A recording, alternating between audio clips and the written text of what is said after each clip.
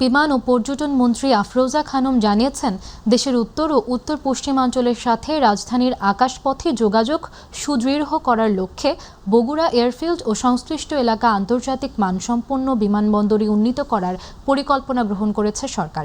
সকালে বগুড়া এয়ারফিল্ড ও সংশ্লিষ্ট এলাকা পরিদর্শন করে তিনি এই কথা জানান।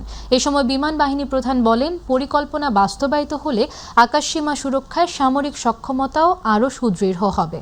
বগুড়া ব্যুরো প্রধান লতিফুল করিমের তথ্যচিত্রে আতিকুর রহমান তিতাসের রিপোর্ট।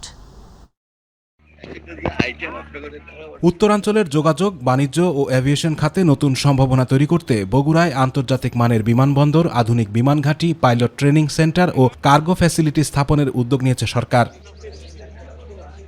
প্রধানমন্ত্রী তারেক রহমানের নির্দেশনায় বৃহস্পতিবার বগুড়া বিমানবন্দর পরিদর্শনে যান বেসামরিক বিমান পরিবহন ও পর্যটন মন্ত্রণালয়, বাংলাদেশ বিমান বাহিনী ও স্থানীয় সরকার মন্ত্রণালয়ের উচ্চ পর্যায়ের প্রতিনিধি দল। দলের নেতৃত্ব দেন বেসামরিক বিমান পরিবহন ও পর্যটন মন্ত্রী আফরোজা খানম রিতা। সঙ্গে ছিলেন স্থানীয় সরকার প্রতিমন্ত্রী মীর শাহে আলম এবং বিমান বাহিনীর প্রধান হাসান মাহমুদ খান।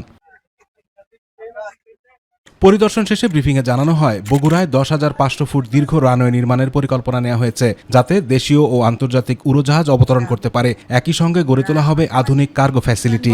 আন্তর্জাতিক বিমানবন্দরের পাশাপাশি আমরা যেটা এখন পরিকল্পনা নিয়েছি যে আমরা ফ্লাইং একাডেমিটা চালাবো। পাইলট আমরা নিজেরা এখানে বাংলাদেশে ট্রেনিং দিয়ে তাদের প্রশিক্ষণ করে তাদের উপযুক্ত পাইলট বানানোর চেষ্টা, এই পরিকল্পনাটাও আমাদের আছে। আন্তর্জাতিক বিমানবন্দরটি করবার জন্য আমাদের যে ফ্যাসিলিটি লাগবে সেটা হচ্ছে 10,500 ফিট যে রানওয়ে লাগবে। এটার ব্যাপারে আজকে সিদ্ধান্ত হয়েছে। এ ব্যাপারে আমরা ফিজিবিলিটি স্টাডি করে এটা আমরা প্রস্তুত করব এবং আন্তর্জাতিক বিমান এখানে ওঠানামা করবে, অভ্যন্তরীণ বিমান ওঠানামা করবে এবং কার্গো বিমান ওঠানামা করবে। বিমান বাহিনী প্রধান জানান, উত্তরাঞ্চলের জন্য একটি পূর্ণাঙ্গ আধুনিক বিমান ঘাঁটির প্রাথমিক অনুমোদন ইতোমধ্যেই দেওয়া হয়েছে। সেখানে থাকবে প্রশিক্ষণ ও অপারেশনাল সুবিধা। আমাদের এখানে একটা বিমান বাহিনী ঘাঁটি করার ক্ষেত্রে যে প্রাথমিক অনুমোদন সেটা আমাদেরকে দিয়েছেন। এখানে আমরা চাই একটা অত্যাধুনিক বিমান ঘাঁটি প্রস্তুত করার জন্য, যেখানে আমাদের অত্যাধুনিক জঙ্গি বিমান আসবে অবশ্যই, এবং এই ব্যাপারে আমাদের সরকারের অনেক আমাদেরকে সহযোগিতা করছেন।